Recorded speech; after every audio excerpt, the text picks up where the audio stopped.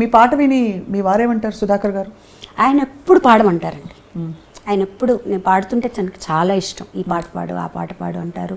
అలాగే గెస్ట్లు ఎవరన్నా ఇంటికి వచ్చినా కూడా వాళ్ళు అడగక్కర్లే, ముందు ఏం చెప్పేస్తారు, మీకోసం ఒక పాట పాడుతుంటాను. అయ్యో ఎంత బాగుందండి. సో అది ఇబ్బందే లేదు తనకి. నా పాటలు అంటే చాలా ఇష్టం. ఎప్పుడు ఇంకా బాగా ప్రోత్సహిస్తారు. మీకు అభ్యంతరం లేకపోతే వారు మిమ్మల్ని బాగా అడిగి పాడించుకునే పాట మీ పెళ్ళైనప్పటి నుంచి?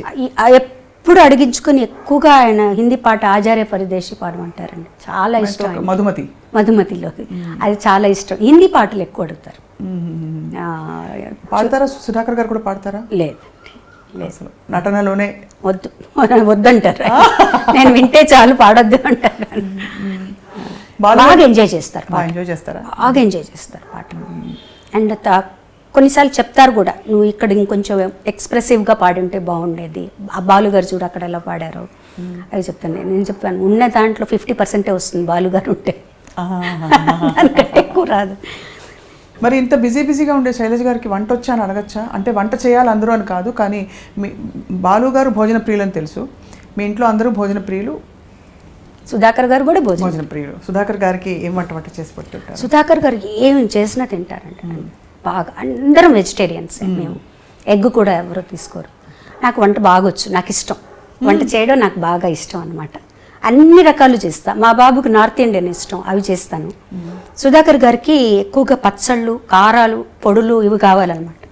సో ఆయనకి అవి అంటే మనుషులు ఉన్నా కూడా నాకు వంట అంటే ఎవరు లేకపోయినా కూడా నేను చక్కగా చేసుకోగలను. ఎవరి మీద ఆధారపడక్కర్లేదు వంట గురించి. కానీ ఏ విషయంలోనూ ఎవరు లేకపోయినా మనం గడపగలగాలి కదండి ఫస్ట్. అవును. సో వంట పెళ్ళైన తర్వాత నేర్చుకున్నాం. మా మామగారే నాకు కుక్కర్ పెట్టడం నేర్పించారు. అరేంజ్డ్ మ్యారేజ్ కదండి? అరేంజ్డ్ మ్యారేజ్ అండి. అదే ఇప్పటికీ అందరికీ అదే డౌట్, అరేంజ్డ్ మ్యారేజా లవ్ మ్యారేజ్? అరేంజ్డ్ మ్యారేజ్, పక్కా అరేంజ్డ్ మ్యారేజ్. కానీ బాగా ష్యూర్గా ఎస్ అని అనేసారా, లేకపోతే ఎలాగో అందరు అమ్మాయిలాగా ఇంట్లో చెప్పారు, పెద్దవాళ్ళు చెప్పారంటే మంచిగా చెప్పారని ఒప్పేసుకున్నారా, లేక మీరేమన్నా? అంటే నన్ను అడగడం అంటూ ఏం లేదండి.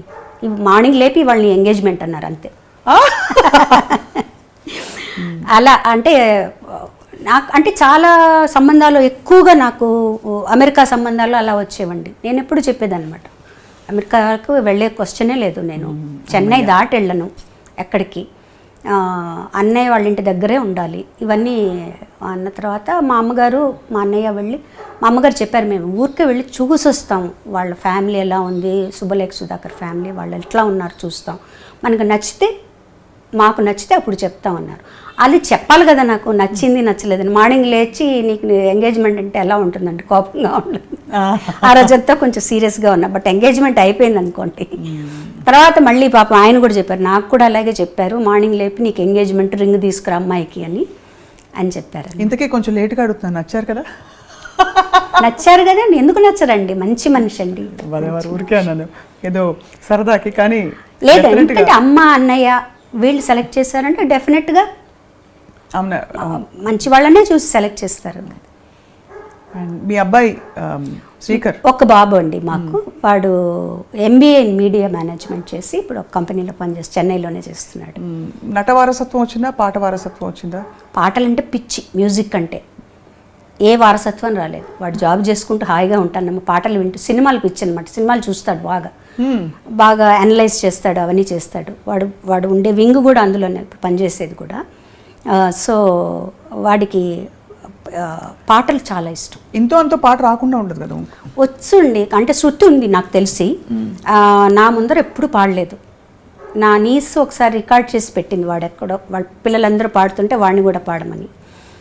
శృతి ఉంది, పాడగలుగుతాడు. అండ్ చెప్తాడు, ఈ పాటలాగా ఉంది కదమ్మా, ఈ పాట ఈ రాగం ఒకటేనా, అట్లా అడుగుతాడనమాట. ఈ పాటలోంచి తీసుకున్నారేమన్నా, అవన్నీ తెలుస్తాయి. అంటే ఏ రకంగానూ ఇటు మా అబ్బాయి కానీ మా వారు కానీ నా కెరియర్కి ఎప్పుడు ఇబ్బందిగా లేదు, నో చెప్పరు. ఇంకా నువ్వే టిమిడ్గా ఉంటావు, వెళ్ళవు, ఇంకా ప్రోగ్రామ్స్ అవి చేయొచ్చు కదంట. నేను కంఫర్టబుల్గా ఉన్నాను చాలు. నాకంటూ కొంచెం టైం కావాలి నా మెడిటేషన్స్కి, నాకు వాటికి. మెడిటేషన్ చేస్తారా? చేస్తాను, డైలీ చేస్తాను. రమణ మహర్షి? లేదండి, కామ్గా కూర్చుంటా. నా గురువు గారు వచ్చి చంద్రశేఖరేంద్ర సరస్వతి స్వామి వారు, కంచిపీఠ. సో కామ్గా కూర్చుంటాను. నాలో ఉండే బ్యాడ్ అంతా పోవాలి, అందరి పట్ల లవ్ రావాలి, ప్రస్తుతం అందరి గురించి అందరూ బాగుండాలనుకోవాలి. అది కష్టం కదండి. మనం ఎంత లేదన్నా ఎక్కడో ఒక చోట ఏదో కోపాలు వస్తాయి ఒకళ్ళ మీద, అవేవి రాకుండా ఉండాలి. కానీ మానవ మాత్రులకే అది సహజం కదా సహజం. శైలజ గారు అసలు కూర్చున్నప్పుడు ఎన్ని ఆలోచనలు వస్తాయండి, అప్పుడే వస్తాయి. ఎప్పుడు లేని అన్ని ఆలోచనలన్నీ అప్పుడే వస్తాయి అన్నమాట. అదే సాధన అనుకుంటాను నేను, వాటిని తీసేయడం, నలుగురు బాగుండాలనుకోవటం. సగం మనల్లో కానీ అసూయ లేకపోతే మనం హ్యాపీగా ఉంటామండి, ఆరోగ్యంగా ఉంటాం. తర్వాత రోజు ఇంట్లో అంటే ప్రయాణాలు లేకుండా ఇంట్లో ఉంటే రోజు క్రమం తప్పకుండా అమ్మవారి దగ్గర పాటలు పాడతానండి. మా అమ్మవారు అంటే నాన్నగారి కోసం ఒక త్యాగరాజ కృతి, ఆ రోజు ఏదైతే ఆ అమ్మవారికి ఒక కృతి, ఇప్పుడు ఆంజనేయ స్వామి అయితే ఆంజనేయ స్వామికి ఒక కృతి, అలా పాడుకుంటాను. దేవుడి దగ్గర పాడడం అలవాటు. దేవుడు కచేరీ ఉన్నప్పుడు కూడా ఆ సాంగ్స్ దేవుడి దగ్గర పాడుకుంటా, ప్రాక్టీస్ చేసి. ముందు ప్రాక్టీస్ చేసి దేవుడి దగ్గర ఏ పాటలు అయితే అన్ని వాళ్ళకే స్టేజ్లో బాగా రావాలని కొత్త పాట పాడుతున్నాను అనుకోండి స్టేజ్లో, అది ప్రాక్టీస్ చేసి వాళ్ళ ముందర పాడి పాడతాను. చక్కగా ఇంటికి రాగానే తులసి కోట పైన దర్శనం ఇచ్చి ఎంత అందంగా ఎంత కళకళలాడుతూ కనిపించింది తులసమ్మ. తర్వాత పైకి రాగానే అగరత్తుల సువాసన భలే. నాకు కావాలని సపరేట్గా పెద్ద రూమ్ కట్టించుకున్నానండి, దేవుడి రూమ్. సో నేను ఇష్టదైవం అమ్మవారేనా? అమ్మవారే, లలితమ్మ. లలితమ్మ.